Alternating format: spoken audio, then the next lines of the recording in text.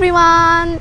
How are you? In today's video, I would like to tell you all about a famous historical site in Ho Chi Minh City.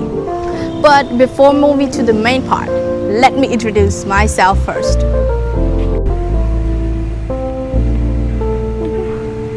I was born in January 26th in 2010 in Ho Chi Minh City. I live with my family in Thủ Đức City. Currently, I'm a middle schooler in KHኢና Secondary School. I am now 13 years old. In addition, I am a very enthusiastic student, so that I participate in a lot of school's activities. Being told and have heard a lot about the human's evolutions. So I'm particularly interested in history, especially Vietnam's history. So therefore, I made this video in order to share the knowledge of history and introduce a monument in Ho Chi Minh City. And now, let's get it. Ho Chi Minh City is a modern and crowded city with lots of contemporary buildings and infrastructures. However, there is an old palace which has a classical and luxurious architecture of European palaces in the 18th and 19th centuries exists in the middle of this bustling city. It is special not only because of its beauty but also its history, and that place is the Independence Palace. The Independence Palace is being one of the most unique and famous architecture in Ho Chi Minh City and has existed over 150 years.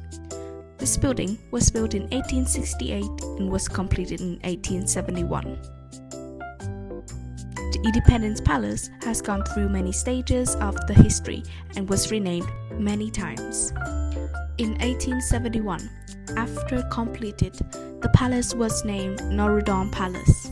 And then finally, around 1955, President Ngô Đình Diệm named it as the Independence Palace, which name is still being used today. The palace was designed by Ngô Viết Thụ on the area of 4,500 meters, including 3 main floors, 2 basements, and other extra floors. The palace has over 90 rooms, which were designed in different styles depending on the purpose of use. The Independence Palace used to be the residence and working place of the presidents of the Republic of Vietnam before the event in April 30th, 1975. At this point, some of you may ask what is the event on 30th of April 1975. The event on 30th April 1975, or can be called with a more familiar name, the day of the liberations of the South and the national reunifications. This event ended the Vietnam War when the North Vietnamese and the Viet Cong forces captured Saigon in April 30th, 1975. This day is the result of the Spring Campaign in 1975. When visiting the Independence Palace, visitors will have an opportunity to immerse themselves in the classical design of the palace.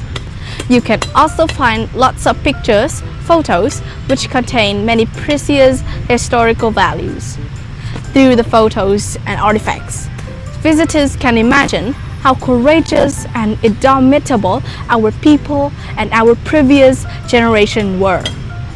This place also preserves many artifacts of that year's glorious victory, such as the T-54 tank with the number 843, one of the first tanks to raid the side gate of the Independence Palace in April 30th in 1975, which day is the most important milestones in Vietnam's history, and many others preserved artifacts.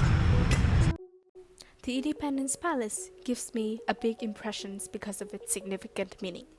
After over a century, through many ups and downs of national history, the Independence Palace is still standing there as proof of the heroism of our previous generations who struggled for the nation's independence and peace. Until now, I have never stopped being proud of myself to be a citizen of Ho Chi Minh City. Now, thank you for watching my video. Goodbye and have a nice day.